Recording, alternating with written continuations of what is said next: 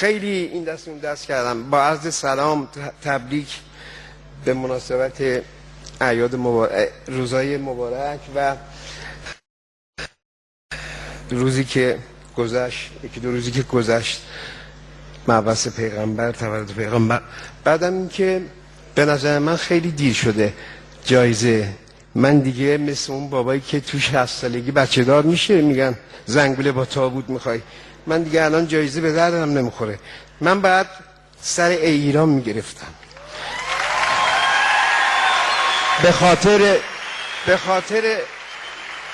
به خاطر فهیمترین کارگردان سینمای ایران استاد تقوایی.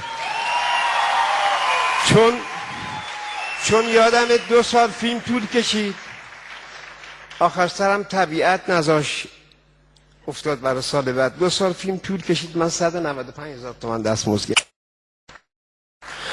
فکر کردم جایزه میگیرم، دلم به جایزه خوش بود. اصلا رو مسابقه راش ندیدم. یا آدم برفی تو مسابقه راش ندیدم، یا هنرپیشه دادن به استاد غریبیان برای یه فیلم الکیش، بنده خدا، نه فیلم خوبش. فیلم استاد کیمیایی بود، با دادم دلش نمیسوخت. بندر مهالود. باید خیلی قبل‌تر میگرفتم، چون جایزه تو جوونی به درد میخوره نه تو پیری. من دیگه کارامو کردم. یه دونه 2 جنسیتیه که انشالله قولشو آقای استاد جیرانی داده قراره بازی کنیم. به قربون شما برم. گفتم بیام و تشکر بکنم به خاطر استاد صمدی، به خاطر استاد رشیدی، به خاطر استاد میرباقری، بقیه عزیزان، استاد انتظامی. جای پدرشون هم سبزه.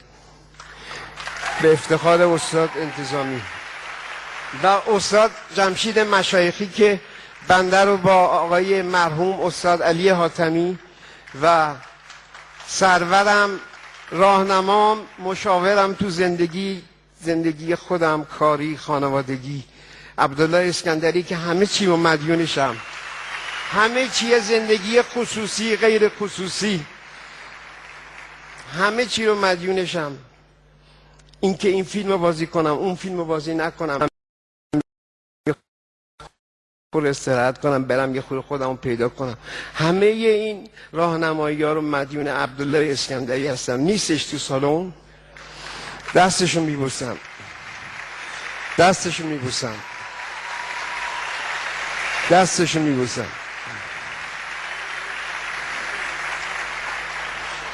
حالا جایزه ها رو به عنوان زنگوله پا تابوت قبول میکنم، به خاطر اینکه ماشینم روش هست و الا اصلا شیشه که راجب مادر بگم همین سیمور رو گرفتیم مستقیم پخش میشد تو خونه بابای من. اون موقع ما تازه رفته بودیم شهرک غرب. بالا شهرک غرب که ببخشید نگار شهرک قدس، ما نمیخوام محلمون بگم، بالا شهر بچه نازی‌آبادم، هنوزم همه بچهای نازی‌آباد. نه، بابام زیر کرسی نشسته بود مستقیم میدید برنامه رو.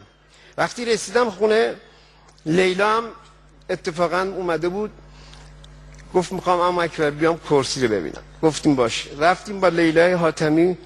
اگه اینجا نیست که سلام بهش میگم، اگه اینجا هست بازم سلام بهش میگم. رفتیم و به شوهر عزیزش رفتیم خونه. بابام گفت اکبر آقا از تلویزیون پخش میکرد دیدم، این تالا باشیدی نه زیریش؟ گفتم نمیدونم. گفت بده فکر کنم 1 کیلو 2 کیلو طلا هست. اون که شوشه است، اون ولش کن. مرغ سی مرغ نه، اون الکیه، اونو ولش کن. این تالاش به دست میخوری اکبر آقا.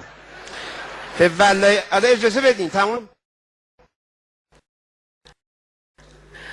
این الان فکر کنم نقره است. آره نگاه کرد و بعد عزیزترین اکسسوار خونه ما که ایشون خیلی رو چشش قبول، یه تلویزیون پیام بود، تازه پیام‌ها رنگی اومده بود. از این هیچ کم جرئت نداشت کانال عوض کنه. معذرت میخوام من جای شما یه خوری گرفت. هیچ. آقا اینو برد گذاشت روی تلویزیونه، اومد عقب یه نگاهی کرد، گفت یه خورده کزی این مستقیم در وام کنن دیده بشی بد نیست. دوباره گذاشت، دوباره نگاه کرد، گفت اینی اکبر آقا تالاش اینجا ممکن دوزموز بیاد، محل هنوز خوب نیست. اینی اومد جابجا کنه، یه تیکه گچ از زیر این افتاد. اینو یه تخته است با یه گچی پیچی، البته تمیزکاری. به والله میگم به جون علمیرا که شاید اینجا باشه الان.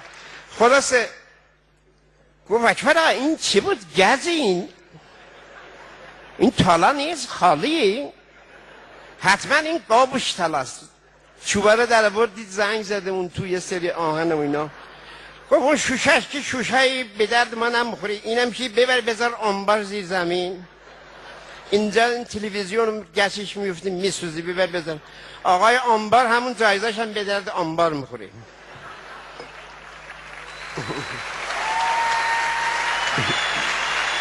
خیلی ممنون. ولی از مادرم 3 تا علنگو داشت فروخت، یه خورم قرض کرد، شهرک غربو به نامش کردم به خاطر اون 3 علنگو. از خداوند، از مادرم و از مردم خیلی تشکر میکنم. همیشه تو خیابون اگه گفتن اکبر آقا دمت گرم، سیمرغ بوده. همیشه همه اون خنده هایی که میگستم 2 نفر تصادف میکنن به والله تا منو میبینن میخندن و میشه شروع یه آشنایی و یه دوستی اون 2 نفر با هم و من با اون 2 نفر. اینا همیشه من در حال سیمرغ گرفتنم.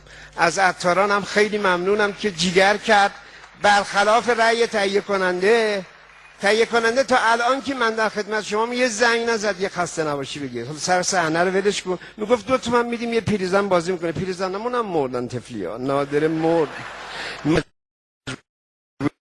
شدیم بازی کنیم. یه وقت خانما ناراحت نشن. خانم ناصرم نگران نباشه، من همه انرژی رو تخلیه کردم، همشون ماچ کردم. دست بوسیم قربان.